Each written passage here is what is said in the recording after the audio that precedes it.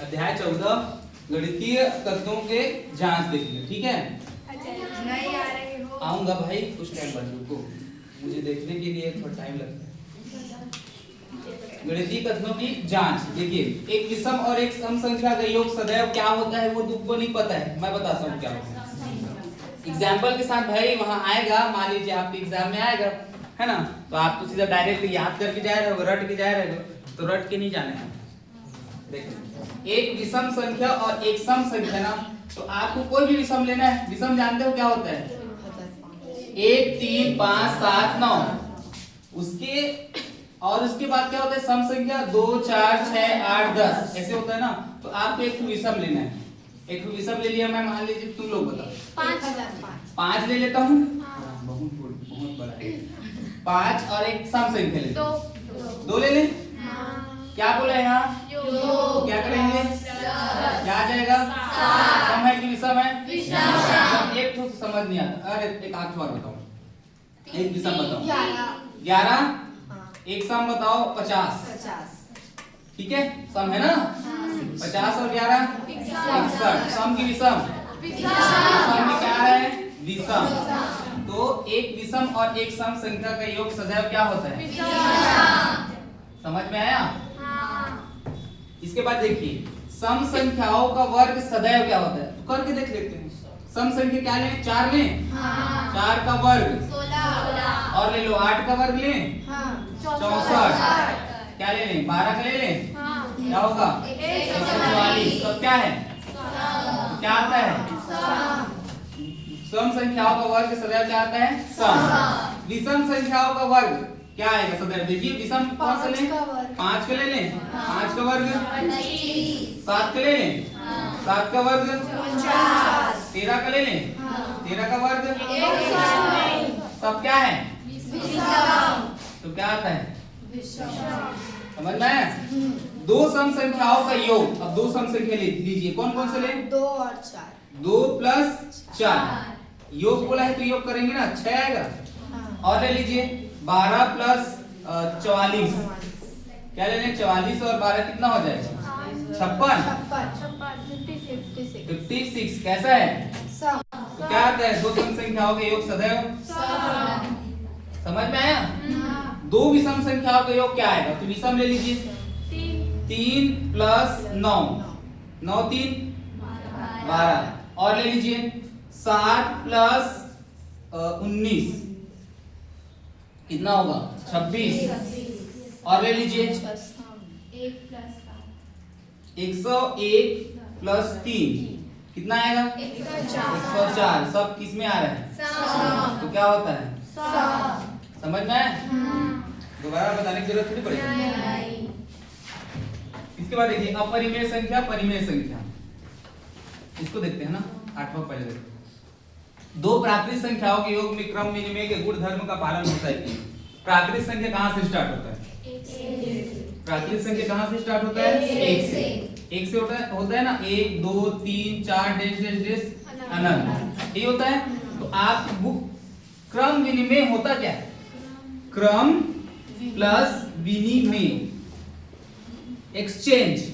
विनिमय को इंग्लिश में बोलते हैं एक्सचेंज, आदान। एक्सचेंज कर देते, 2 रुपये मोल ले ले, 9 लता ले ले, ऐसे वाला इतनी होती कर देना वही होता। तो क्रम, क्रम का इधर उधर, क्रम को इधर। तो देखिए करें, और योग बोला है तो एक देख लेते हैं। 1 प्लस 2 3। एक व्यक्ति के पास 1 रुपए है, अगले व्यक्ति के पास 2 रुपए है, दोनों को जोड़ देंगे तो 3 आएगा। वो 2 रुपए इसको दे दिया, 1 रुपए उसको दे दिया। देखते हैं जोड़ने पर क्या होता है कि नहीं, सेम टू सेम। 2 प्लस 1 3 हो रहा है। तो बताइए, दो प्राकृतिक संख्याओं के योग में क्रम विनिमय के गुण धर्म का पालन हो रहा है? हो रहा है। आप और करके देख लीजिए।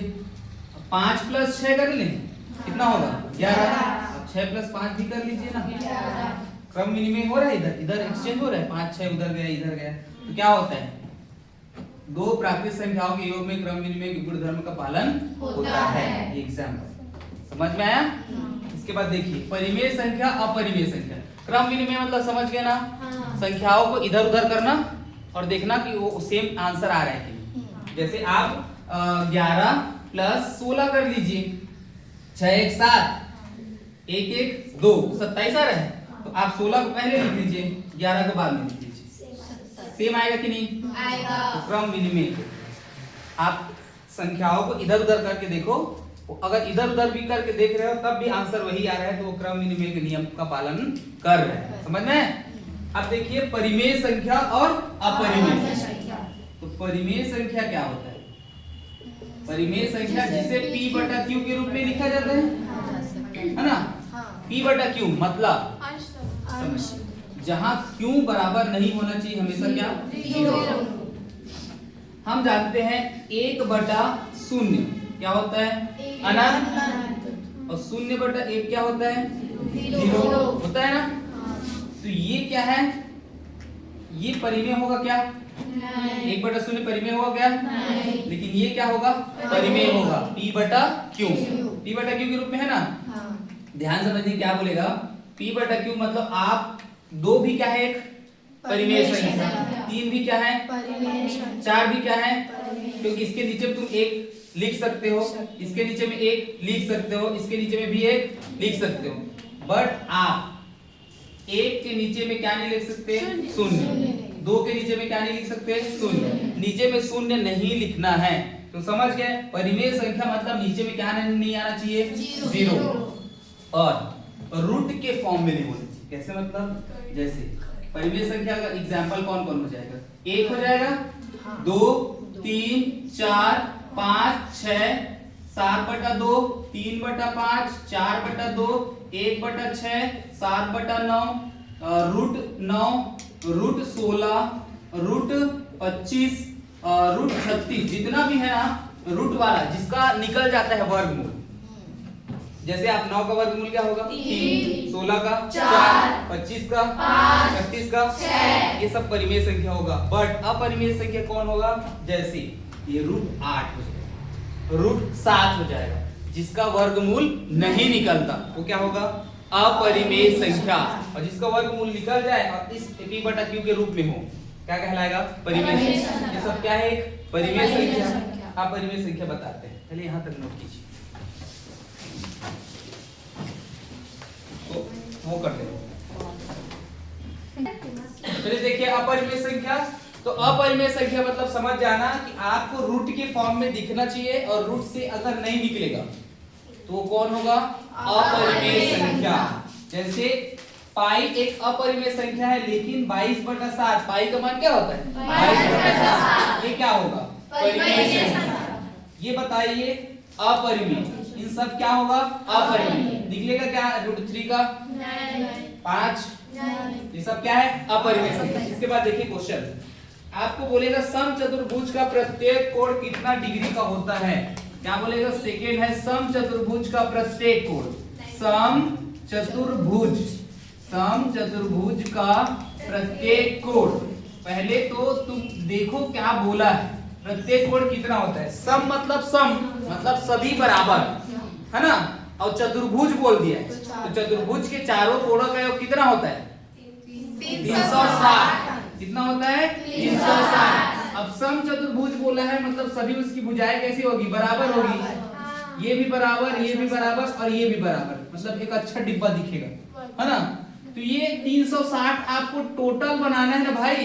और कितना आपको दिख रहा है? डंडा 1 2 3 4, तो 4 से भाग दे दीजिए।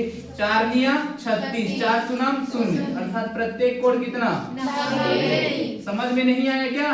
आया। कितना का होगा? 90। समझ में आया? आप बाद में पूछना मत, सर कैसे आया सर, हम नहीं जानते सर, ये मत पूछना, ठीक है। इसके बाद देखिए आपको बोलेगा किसी दो विषम संख्याओं का गुणनफल सदैव क्या होता है? किसी दो विषम संख्याओं का गुणनफल पूछेगा। किसी दो विषम संख्याओं का गुणनफल, नया नहीं है क्या? नया पूछ रहा हूँ बस। किसी दो विषम संख्याओं का गुणनफल सदैव 1, सदैव खाली स्थान। अब देख ले एग्जांपल इसका। चलिए बताइए, अपने मन से बताइए कोई भी दो विषम संख्या। 5 और 3 गुणनफल बोला है तो क्या करेंगे? गुणा। और 2 ही लेना है तो 2 बोला है तो 3 बोलता तो 3 ले लेते, 5 बोलते 5 ले लेते, जितना बोलना उतना बोलो। 5 दिया 15 और एक आठ और लो, 7 और 5, 7 पंचे 30 और कुछ ले लीजिए। 13 गुणा में 3, 13 तिया 40 और ले लीजिए। कुछ और बताइए, बताइए बताइए। 19 गुणा 5 कर ले, 19 पंचे 95। बताइए सब कैसा दिख रहा है आपको? क्या दिख रहा है? विषम। तो बोलेगा किसी दो विषम संख्याओं का गुणनफल सदैव क्या होता है? विषम। समझ में आया बेटा? इसके बाद आपको बोलेगा यदि n हो तो विषम संख्या का रूप होगा। देखिए यदि n बिलोंग करेगा, n हो तो विषम संख्या का रूप होगा। एकदम इंपॉर्टेंट है, सब जितना बता रहा हूं सब इंपॉर्टेंट है ना, आने लायक है। खाली स्थान सत्य सत्य या सही विकल्प में, ठीक है। तो बोलेगा आपको यदि n बिलोंग करता है, n हो तो विषम संख्या का रूप। यदि n छोटा वाला n बड़ा वाला m को बिलोंग करता है, ये जो दिख रहा है ई जैसे ना, इसको बोलते हैं बिलोंग, मतलब उससे रिलेटेड, उस पे निर्भर करता है, उसी के जैसा है। नेचुरल नंबर n को क्या बोलते हैं? बड़े वाले n को नेचुरल नंबर मतलब प्राकृत संख्या, प्राकृत संख्या। तो विषम संख्या का विषम संख्या का रूप होगा, तो विषम संख्या का रूप होगा। हो गया क्या? कितना हुआ? कितना बचा? चलिए कोई दिक्कत, इधर पे यदि n बिलोंग करता है n पर, देखना ना, कहने का मतलब ये है बेटा, आप n के जगह में पूरा प्राकृत संख्या रखेंगे। आप पूरा n के जगह में क्या रखेंगे? प्राकृत संख्या, क्योंकि इसी n को ये प्राकृत संख्या बोल दिया है। ये आप n के जगह में क्या रख सकते हैं? प्राकृत संख्या। तो प्राकृत संख्या 1 2 3 4 डेश डेश डेश कहां तक जाएगा? अनंत, इंफिनिटी तक जाएगा। तो आपको विषम संख्या का सूत्र बताना है, तो इसका सूत्र होगा 2n + 1। अब आप n की जगह में कोई भी प्राकृत संख्या रख के देखिए, विषम ही आएगा। रख के देख सकते हैं, 1 रख के देखिए n की जगह में, आप 1 रख के देख लीजिए, 2 गुणा 1 + 1, 2 एकम 2 और 1 3। आप रख लीजिए n की जगह में 2 रख लीजिए, 2 गुणा 2 + 1 क्या हो जाएगा? 2 दूनी 4 1 5। कोई भी रख के देखिए, 3 रख के देखिए, 2 3 6 और 1 7। 4 रख के देखेंगे तो 2 चौक 8 1 5 रख के देखेंगे 2 5 10 1 सब में क्या आएगा? विषम संख्या का सूत्र क्या होगा? 2n + 1। क्या होगा? 2n + 1। हो गया? यदि आप सम संख्या बोलेगा तो क्या करेंगे? जस्ट इसका सबका अलग अलग होता है। जैसे आप सम संख्या बोल देता, विषम संख्या का सूत्र बोल देता, तो सम संख्या का सूत्र होता, सम संख्या का होता 2n होता, ठीक है। 2n - 2 होता, 2n + 2 होता, 2n + 4 होता, 2n + 6 होता। आप n की जगह में कोई भी प्राकृत संख्या रख के देख लीजिए, आपको सम ही मिलेगा। किसी भी सूत्र? हाँ, रख के देखिए। जैसे n की जगह में 1 रखूं, 2 एकम 2 रखो, 2 दूनी 3 रखो, 6 4 रखो, 5 रखो, 6 रखो, 7 रखो। समझ में आया? यहाँ रख के देखिए, 1 2 एकम 2 में से 2 गया, 0 का सम बोला है। 2 को रख के देखो, 2 दूनी 4 में से 2 गया, 2 3 6 6 में से 2 गया, 2 चौक 8 4 में से 2 गया, सॉरी 8 में से 2 गया। सब में आ रहे हैं? अब इसमें रख के देखिए, 1 रख के देखिए, 2 एकम 2 2 और 2 4, 2 रख के देखिए, 2 दूनी 4 और 2 समझ गए ना? ये आता है, ये सम संख्या का सूत्र होगा ये वाला, और ये वाला होगा विषम। यहाँ तक नोट कीजिए, फिर चलते हैं फिर